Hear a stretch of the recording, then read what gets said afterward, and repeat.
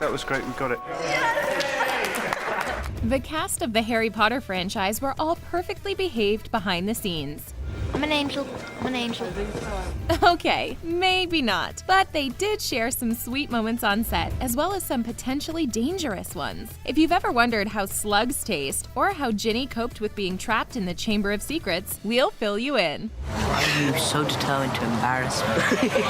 Ginny waited so long for Harry to finally return her affections, but Bonnie Wright wanted to wait even longer before locking lips with Daniel Radcliffe. Apparently, they both felt it was strange to smooch someone they'd grown up with, which made each actor nervous. Needless to say, they didn't quite get this in one take. It took quite a few the first film, yeah.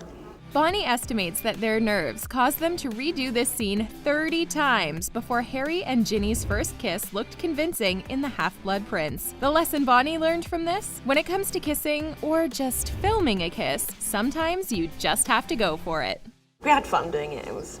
We joked about, Speaking of awkward on-set kisses, tons of fans were excited to see Hermione and Ron lock lips for the first time. Or at least were willing to put up with it in exchange for never having to hear Lavender say, "You want one?" again. But behind the scenes, Rupert Grint and Emma Watson were both dreading it, since they considered themselves siblings at that point. Believe me, we both wanted it to be over equally as much as the other. As clever as Hermione, Emma came up with a plan. She knows that rather than doing 27 takes, she knew if she committed really early, we'd get it. She wasn't about to do 30 takes like Bonnie and Daniel, so she threw herself at Rupert right away. Once we did it, it was nice. We know Daniel Radcliffe can act, but can he dance? You might not know what to believe after seeing this clip of him and Shefali Chaudhry at the U-Ball. In Harry Potter and the Goblet of Fire, we learned even witches and wizards have school dances full of drama. Apparently, it took a little time for Harry and Pravati to get their moves right on set.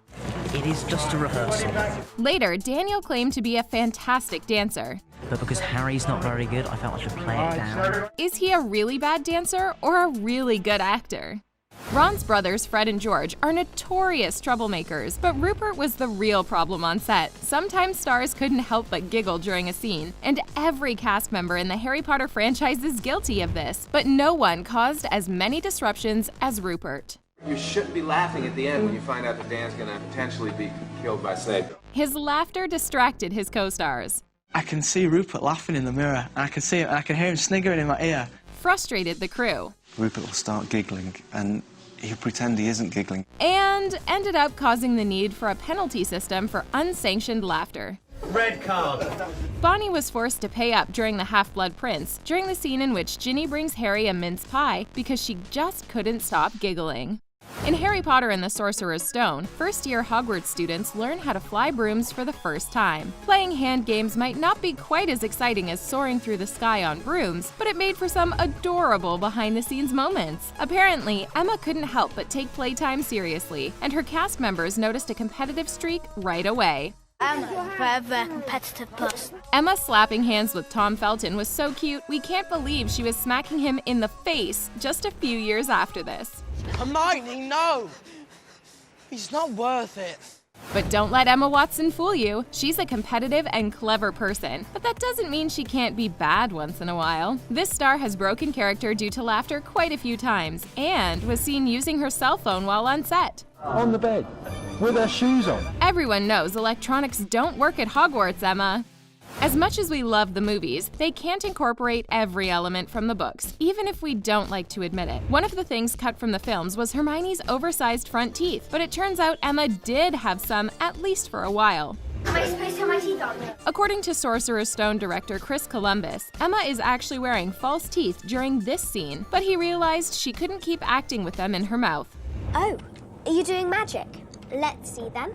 What's more difficult than trying to get a big group of kids to cooperate on set? How about trying to keep them in line when they're flying through the air? That was a real problem thanks to all those Quidditch matches, and when we saw dueling in Harry Potter and the Chamber of Secrets. Maybe that's why Harry usually sticks to a simple disarming spell. Expelliarmus! As you might have guessed based on this scene we talked about earlier, there was no love lost between Hermione and Draco. Not unless we're talking about Dramini fanfiction. But behind the scenes, Emma admits she had a huge crush on Tom Felton when they were kids. That's right, during the first 2 films, Hermione was really smitten with Draco the entire time. Some people think Emma and Tom are dating in real life, but he claims that when he found out about her crush, I heard it through the grapevine, and then eventually, we became good friends. poor Emma had to film her scene on the Hogwarts Express with fake teeth, while Rupert and Daniel got to stuff their mouths with candy. I got every single flavour. Well, hopefully not every flavor. George sweared he got a bogey flavoured one once. Apparently, nobody ever told Daniel not to play with his food. Get a snake and turn it into a whip. Daniel Radcliffe and Rupert Grint are friends in real life, but on set they had a few differences. Apparently, Rupert was a little bit shy and didn't want to be seen while he was getting his hair and makeup done. Rather not be seen like this? Yeah. Meanwhile, Daniel had no problem wearing some different clothes during Harry Potter and the Deathly Hallows. Wow, we're identical. Ron learned about the dangers of a broken wand the hard way when he ended up cursing himself with a slug vomiting charm in Chamber of Secrets. We know Ron didn't have a lot of fun being cursed, but Rupert didn't exactly enjoy it either. For Rupert, this movie moment was the most challenging part of the franchise at that point. He had to put slimy plastic slugs in his mouth, and then, well, you know. Don't worry, there was at least one upside to filming this scene. But it tasted quite nice, actually. In order to make the process a little bit easier, the crew made sure to add flavoring to the slime, so Rupert was tasting chocolate, fruit, and peppermint. Apparently, Harry Potter and the Chamber of Secrets was full of challenges for the cast, and Bonnie Wright struggled to get through one of the scenes. Ginny Weasley has a bigger part in the second movie, but unfortunately, that was because she was being tormented by you-know-who. She ended up in the Chamber of Secrets, laying on a very cold marble floor. According to Bonnie, the floor was so freezing that she couldn't handle laying on it for long enough to film the scene. So in order to get her through it, the crew hid hot water bottles in her clothes to keep her warm. As poor Ginny grows weaker. Emma Watson has had tons of success, both within the Harry Potter franchise and outside of it. But there was a time when filming Harry Potter and the Deathly Hallows Part 2, she actually missed her mark. Literally. Escaping Gringotts wasn't easy behind the scenes either, but at least there wasn't a real dragon. Well, come on then! Behind the scenes bloopers are one thing, but Helena Bonham Carter did some real damage to one of her co-stars while working on Harry Potter and the Order of the Phoenix. Bellatrix Lestrange has a real mean streak, while Helena's harm was entirely accidental. During one scene, Bellatrix gets her hands on Neville Longbottom and puts him in peril in front of his friends. It turns out, actor Matthew Lewis was in real danger of her wand. Matthew moved while Helena was poking her wand at his ear, and the two collided. Ouch! Matthew ended up with a perforated eardrum and didn't come clean about what happened for 3 days. Don't worry, the pain and hearing loss was temporary, although the jokes kept on going. Helena says she would always shout to ask Matthew if he was alright after this. Don't give it to her. Which one of these behind-the-scenes moments was your favorite? Do you think the cast was perfect together, or would you have preferred some other stars instead?